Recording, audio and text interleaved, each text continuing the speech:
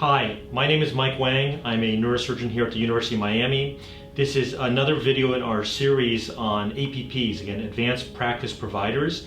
And today we're delighted to be joined by Ruth Perez. Ruth is one of our lead nurse practitioners. Ruth has been in our department for decades. She runs my practice. She's absolutely indispensable in terms of patient care. So Ruth, welcome to the video. Thank you. So we wanted to cover a topic today of interest to people who are interested in getting into this field, which is being a nurse practitioner. And unlike the PAs, when we were talking to Jackie, I guess the nurse practitioners tend to go through more of a sequence at which they can jump off at any point. And of course, the first thing to do is to go to nursing school, right? Right. So maybe you can walk us through how your journey was coming to this point today. Okay. So I went to school for undergraduate at University of Miami, received my Bachelor of Science in Nursing as a registered nurse, and went to work on the floor in the cardiac unit for a year and then transitioned to critical care. And I actually worked there for 14 years before I became a nurse practitioner. While I was working in critical care, I went back to school to become a nurse practitioner and finished here at University of Miami in Department of Neurosurgery. You can go directly and become a nurse practitioner immediately without practicing as a registered nurse. You do have to have your license as a registered nurse, and some people will make that decision, but I felt that I should have the hands-on experience before I became a practitioner to be able to better serve patients and rely on that knowledge that I received while I provided care in the hospital and working closely with physicians to learn better how to diagnose and treat patients and think about what I'm doing before I jumped into that role. So I guess in the end it's a personal decision, but I strongly recommend that all practitioners have some type of experience before they come into the role of the practitioner. So unlike with Jackie, who we spoke to earlier, Jackie came right out of high school with the PA school and then started working as a PA, right? And for you, so let me just sort of recap it. So you finished nursing school and then you work as like a ward nurse, meaning in a cardiology unit, you're taking care of patients at the bedside and all that, right? Then you stepped up a notch to be a CCRN, I assume? Correct. Critical care RN? Correct. And was that an exam process or schooling? It's schooling at the hospital level. Most hospitals have their own educational process that they walk you through to prepare you to care for these patients, because you do need to be prepared to make decisions on your own because things happen in a split second in the unit. Typically you go through a process in the hospital, not through an academic center. So you're learning on the job kind of thing. Exactly, yeah. But there's didactics, there's clinicals, similar to when you're in school, but it's through the hospital. Because again, you need to be prepared to make decisions on your own, and there's standards that are set up in the hospital so that you can act immediately without waiting for the physician.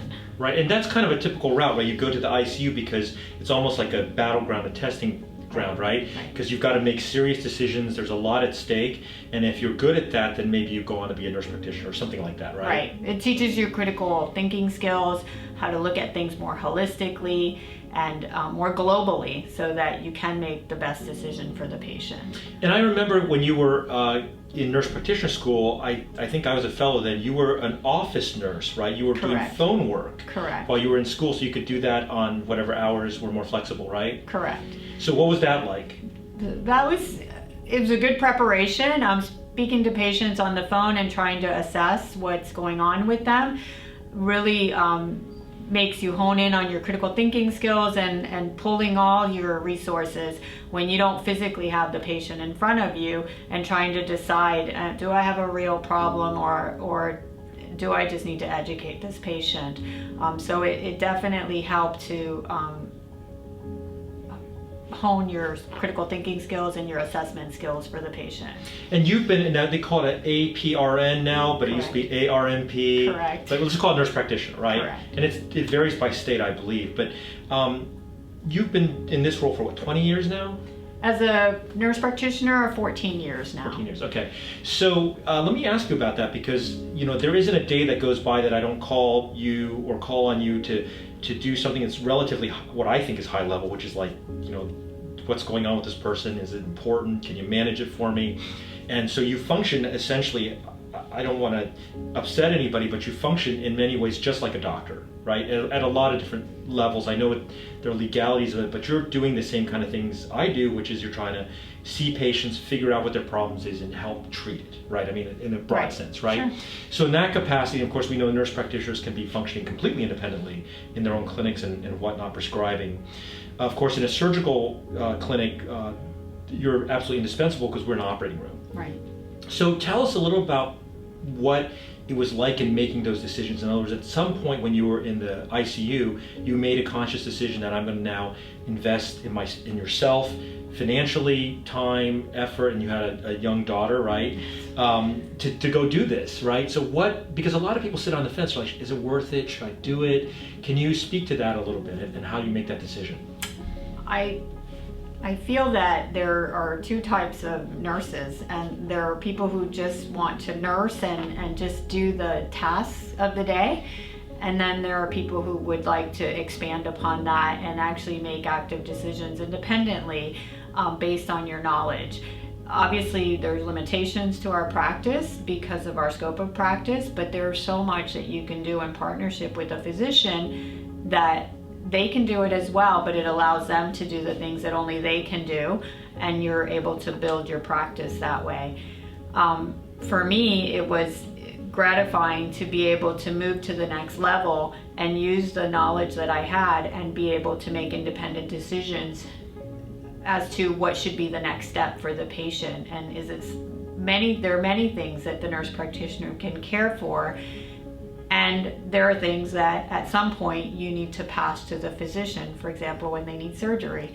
So, but as a team, we collaborate, and the great joy for me in working with Dr. Wang particularly is that he allows me to function to my full capacity as a practitioner and take care of the medical aspect within my scope, of course, of what the patient needs, and then gently pass it to him for surgery when they're ready. And once they've had their surgery, I can easily manage those patients, and he's able to move on to the next patient that requires surgery, and we can continue to grow and carefully manage our patients. Yeah, and Ruth, you do an amazing job of that. You're extremely intelligent, you have great judgment, you know you're well calibrated, and you're a much better communicator with the patients than I am. And so that acts as an incredible adjunct for what I do. And let me just make a comment as to why we're doing this video series. I'm representing the American Association of Neurological Surgeons, the AANS or AANS, and we recognize at the AANS that the largest growing sector of our field is the APP contingent. In other words, the nurse practitioners and PAs. There are thousands of them, certainly more than there are surgeons now, and there weren't that many before. And so I think what Ruth Perez is speaking to is an important one, because there is this thing, right? Because if I were a family practice doctor, some family practice doctors perceive a PA or nurse practitioner as a competitor, as a threat, and they may not even want to encourage people to go in that field. And the same with anesthesia and CRNAs, or the nurses that do anesthesia, right? But as surgeons, we are definitely different, because we recognize the value in our APPs, that they do certain things way better than we do, and we do certain things that they really can't do independently, like operate on somebody, right? And so it's a natural kind of a marriage. Well, Ruth, have you thought about, because you're really good at this, have you thought about just maybe going into family practice or anything else? Has that crossed your mind? I'm sure it has, right? Because of the role of the nurse practitioner, and I am a family nurse practitioner, when the patient comes to us, they come to us to talk about their spine and whether or not they're a candidate for surgery. But as a nurse, you think of the patient more holistically, and what are all their other comorbidities, and what can we do to help them? And often we do address their medical issues. We may not be treating them, but I can certainly make recommendations and refer them to specialists if needed.